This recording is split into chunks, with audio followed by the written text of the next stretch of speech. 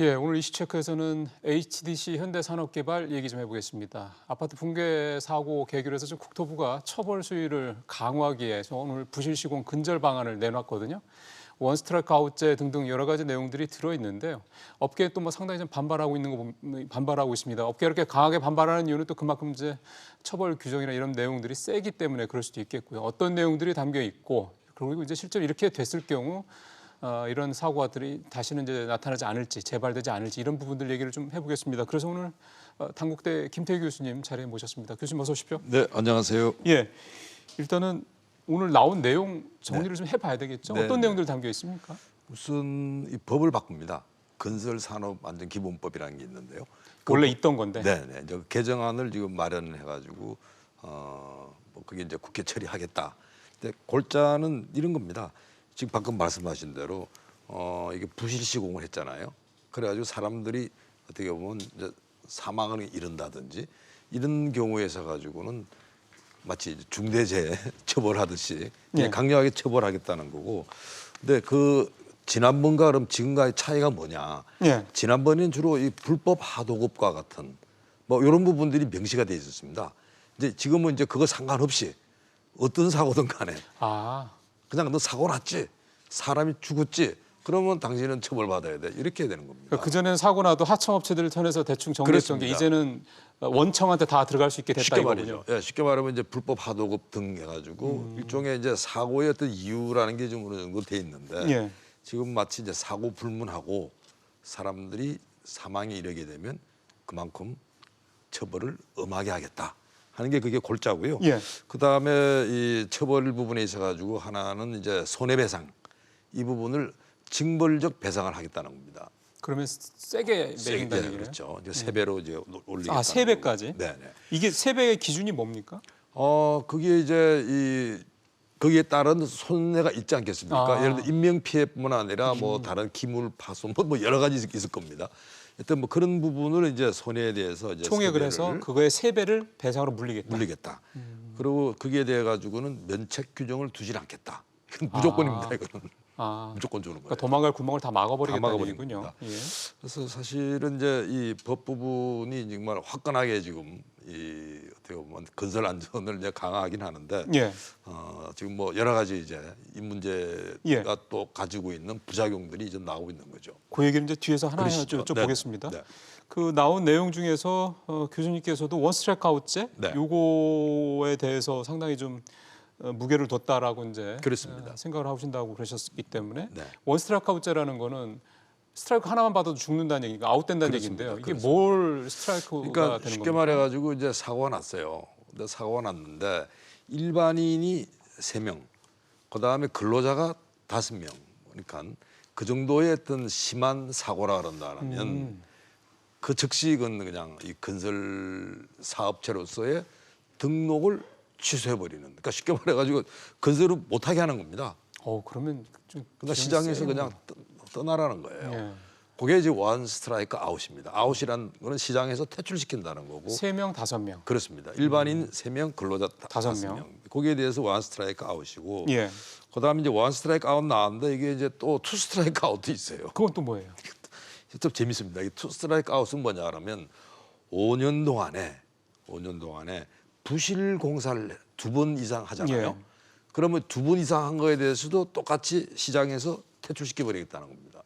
아, 이제는 부실시공도 중대재해랑 또 별개로. 중대재해 별개로. 아, 그러니까 이것도 이제 부실시공으로 걸렸다 그런다면 이거는 뭐 5년 물론 5년이지만 2번 걸리게 되면 뭐 건설업체는 다 이제 사실상 영업을 비즈니스를 할 수 없게 네. 만들겠다는 게 이제 투 스트라이크 아웃입니다.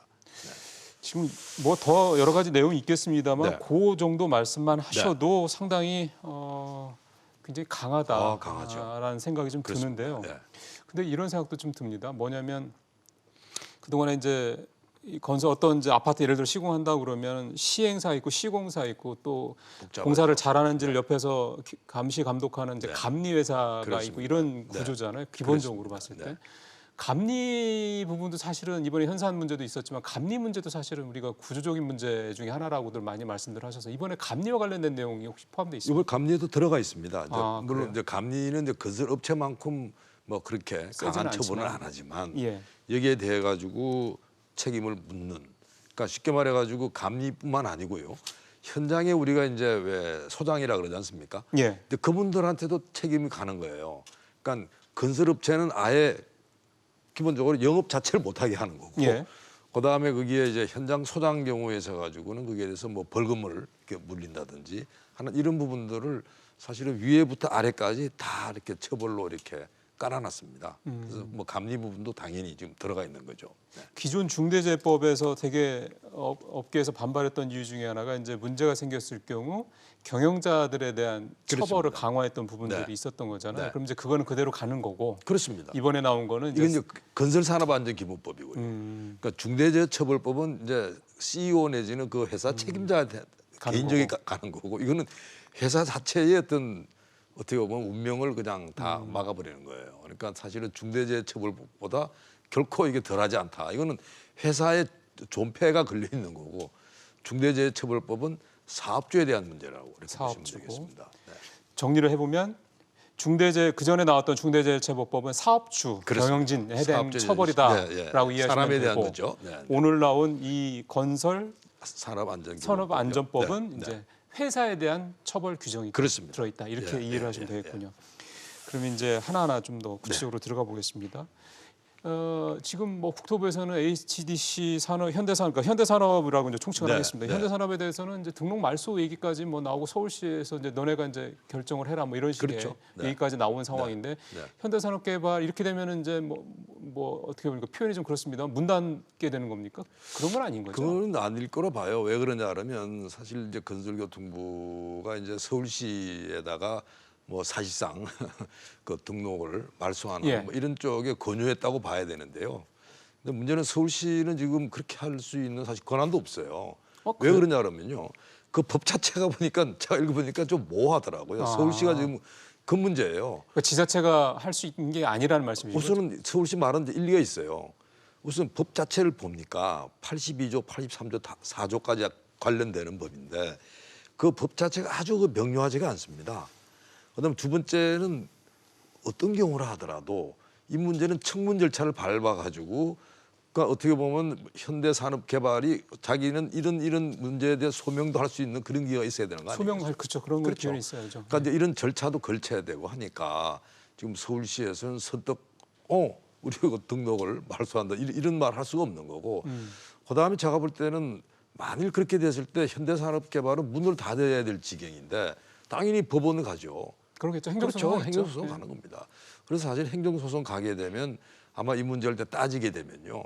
제가 볼 때는 자칫하게 되면 그런 겁니다. 그러니까 정부가 질 수도 있다는 예, 말씀이시잖아요. 건설교통부 국장이 나와서 막 이야기를 하는데 제가 보면 좀 이상하게 생각했어요. 저렇게 중대한 문제인데 저게 어떻게 보면 하나의 재산권의 문제고 법치주의 문제인데 굉장히 중대한 문제고 어떻게 보면 획기적인 이제 그런 네. 부분인데 그냥 저렇게 가볍게 넘어갈 수 있나? 근데 사실은 이 서울시는 이 법 내용 자체도 이게 명료하지 않고 우선 법과 시행령도 약간 따로 놀아요. 시행령에는 법에 보게 되면 뭐 그 사고에 예를 들어 가지고 얼마나 엄중하냐에 따라서 처벌을 좀 달리하게 돼 있는데 또 시행령에 보게 되면 그런 정도로 한다면 영업정지 1년으로 딱 못을 박았다든지 그러니까 전혀 그거랑 관련이 없어요. 사고의 경륜과 사과 없이. 그러니까 이런 부분들 경우는 당연히 서울시가 봤을 때는 이게 법이 좀 이상하다. 이렇게 느끼고 있는 것 같고 예. 이렇다 한다면 나중에 행정법원에 가가지고 갔을 때 이 문제가 지금 건설교통부 말한 대로 그렇게 풀려갈 것 같지는 않다. 저는 이런 생각이 들었습니다. 그게 사실은 모법에서는 굉장히 세게 얘기해놓고 시행령이나 또 밑에 규칙이나 이런 데 가서 도망갈 구멍 이렇게 만들어놓는 그런 사례들이 사실 비일비재했지 않습니까? 그렇습니다. 중대재해법도 일부 건설업계는 굉장히 반발했지만 사실은 빠져나올 구멍 다 있다라는 사실 그런 네, 비판적인 얘기들도 그러니까 있었거든요. 여기는 지금 법 자체가 우선 82조, 83조 이런 부분이 있어가지고 그 어떻게 보면 처벌의 어떤 문제에 있어가지고 그게 명료하지 않다는 거고요. 그다음에 어떤 법이라 하더라도 이 문제에 있어가지고는 예. 결국 서로 이해관계 문제니까 거기에 대해서 이제 당사자들의 어떻게 뭐 소명이나 이런 예. 부분들이 분명히 절차상 있어야 되지 않을까 생각합니다. 소명 절차 사실 그게 형평성 유지 좀 필요하죠. 뭐 당연하죠. 나름 변명할 거리도 있긴 있을 테니까요. 그렇습니다. 그것도 들어줘야 되는 네. 게 이제 뭐 들어야 민주주의국가에서 된다고 필요한 생각합니다. 부분이긴 네. 한데 네. 예전에요. 뭐 네. 사실 우리 뭐 성수대교부터 시작해가지고 뭐 다 네. 저도 태어나기 전 얘기지만 뭐 와우 뭐 아파트 네, 뭐 분계석 네, 등등등 우리가 그 전에 그런 네. 전례들이 참 여러 번 있었는데 네. 그 이후에 이제 처벌이라든가 이런 과정들 혹시 한번 되새겨 보셨을 때 네. 좀 명쾌했다든가 네. 뭐 그런 전례들이 그러니까 많지 않았던 거예요. 아니요, 사실은 우리가 사고 날 때마다 처벌은 계속 강화되어 왔죠. 그렇죠. 그렇습니다. 근데 그러니까 끊이질 않잖아요. 근데 문제는 그 처벌 강화만 가지고 한계가 있다고 하는 건 역력히 보여주는 이런 대목이죠. 그러니까 예를 들어 건설 경우에서 가지고 예를 들어서 현대산업개발이 예. 어떻게 보면 건설업체인데 네. 실제로 일을 하는 데는 현대산업개발이 아니라는 거예요. 대부분 하청이라는 말씀이죠. 하청업체입니다. 하청업체는 사실은 뭐 대부분 영세해요. 그렇죠. 예, 그러다 보니까 그쪽 경우는 뭐 여러 가지 자금도 그렇고 그다음에 인력도 그렇고 하다 보니까 부실 시공할 가능성이 좀 높은 거예요. 예. 그러니까 사실은 이제 그런 어떻게 보면 구조적인 문제랑 어떻게 보면 상관없이 막 처벌만 갖다 하니까 어떻게 보면 오히려 편법들이 더 그러니까요. 좀 자꾸 생기고, 그러니까 제가 볼 때는 그게 굉장히 이 건설 시장은 불신이 많습니다. 왜냐하면 편법이 난무하거든요.